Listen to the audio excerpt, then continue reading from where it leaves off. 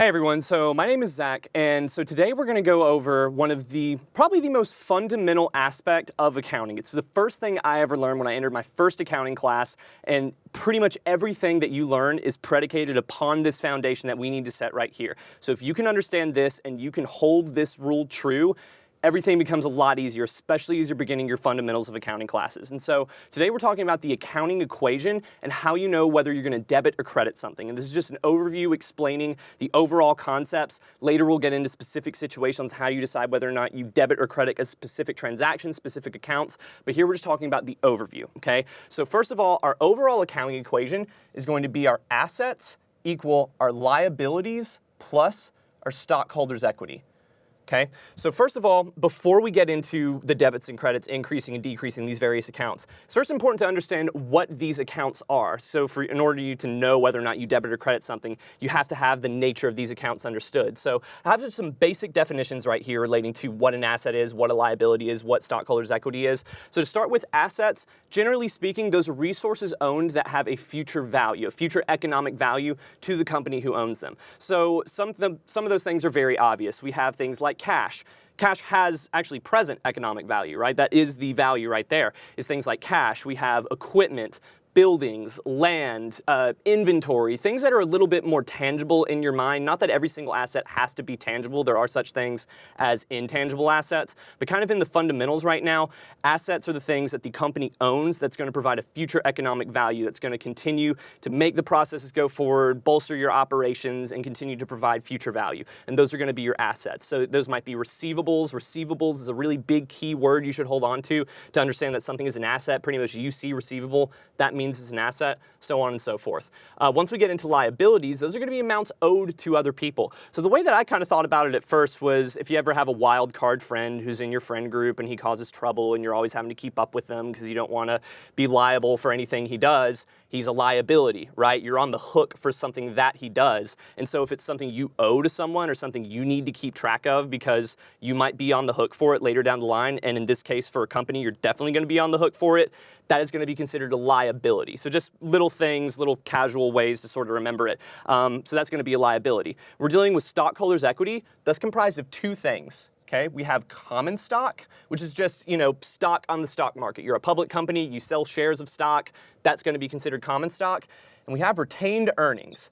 And retained earnings has two major components, at least in your fundamentals, where that is going to be your net income, which we'll get into in just a second as far as how to calculate that, and any dividends that you pay in or pay out. Okay, so if you pay out a dividend to a shareholder because they invest in your company, now you're doing well, so you give them a thank you, you're signaling to the market, hey, we're doing well, we're paying out our investors, everything's on the up and up, then that's going to take out of your retained earnings. Okay, so now we're going to talk about how you know whether you debit or credit these various accounts. Okay, so it's just these rules of thumb you need to hold on to, and if you can hold on to this, it becomes incredibly simple to understand. So when we're dealing with our assets, we have, let's do a debit and a credit for every single one of these.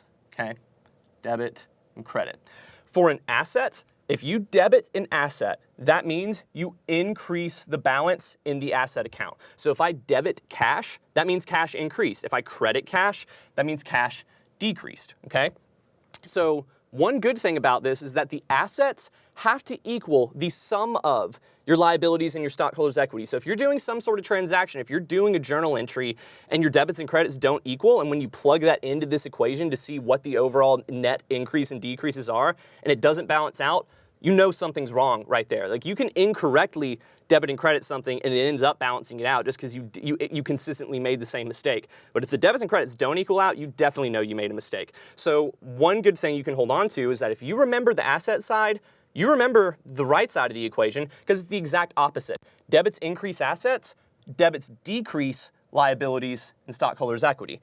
Credits decrease assets, credits increase liabilities and stockholders' equity, okay? So really, if you remember one side, you remember the other side because you can just flip that logic and that's all there is to it. So there's one other thing I want to get into that a lot of people seem to struggle with because the flow of the financial statements as it goes into this accounting equation, which is really a lot like the balance sheet in your financial statements where it represents the balance in these various accounts at a point in time. A lot of people, we tend to struggle with how net income plays into the equation. So let's go over the net income equation very briefly. So we have net income. That's just going to simply equal your revenues minus your expenses. Okay? So a lot of people think that revenue is synonymous with cash. That's certainly not the case, because we can sell something on account, meaning that we didn't get the cash for it now, but we do record the revenue. We do go ahead and provide that service or sell that product or whatever the case may be, and that would increase your revenue account. So don't make it synonymous with cash, but it's basically we're providing a service, we're earning the revenue. That's how you recognize the revenue. And then for an expense, that's not always money going out the door, but it's some sort of expenditure. We could be incurring a liability to warrant that, and that's going to be sort of a case-by-case basis to determine that, which we'll get into in a later video. But for right now, if we're just talking about the debit-credit mentality, for a revenue, it's going to be the same thing as this right side of the equation, where we have debits actually decrease revenue and credits increase revenue. And the expenses are going to be a lot like our assets, where debits increase, you increase expenses by debiting it, and you decrease expenses by crediting it, okay? And here's the way I like to think about that really helps me. You could just memorize this debit-credit mentality, especially when it gets into this area and you're thinking, well, how does that make sense? Why is this the increase and why is that the decrease? Here's the way I like to think about it. So net income, that is going to be a value that is closed into at the end of every year. And by that I mean your revenues and expenses you keep track of throughout the year. But by the time the end of the year rolls around, you're really just interested in what your income is. And you can analyze the specific expense and revenue accounts and make decisions based on that and do various ratios and analyses. But if we're just talking about net income, revenue and expenses, you just net those together. You do revenues minus expenses, and hopefully your expenses are less than your revenues. In that case, you have a net income. If you had more expenses than you did revenues, that's going to be a net loss. But either way, these two are going to be lumped into a net income or loss right here, and that net income or loss plugs into and is closed into your retained earnings right here, okay? So think about it like this. Retained earnings is a component of stockholders' equity, so let's make those just synonymous for right this second. You increase stockholders' equity with a credit, and you decrease it with a debit, okay? So let's hold that true for just a moment. Now, revenues increase your net income, right? If you're thinking about the income that you have, if you're making revenue, if you're selling products, you're providing services, people are giving you cash, people are paying you on account, you're bolstering revenue, then that's a credit increase, which increases your net income.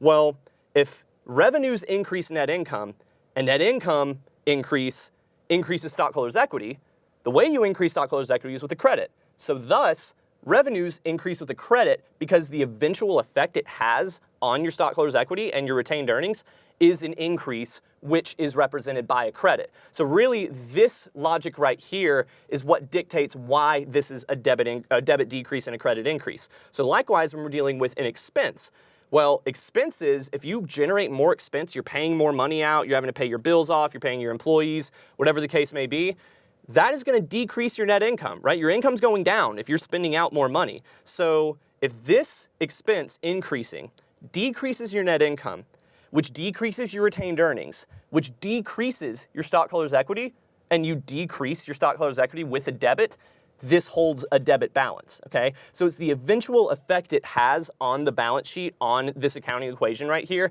that dictates why it's that debit or that credit. But that's sort of the logic behind it. You can just remember that revenues are going to be debited and credited similarly to the right side of the equation, and the expenses are going to be debited and credited like the asset side, and you would be just fine. But it sort of helps to keep that intuitive understanding of the flow of the statements so you actually understand why that's the eventual effect it has.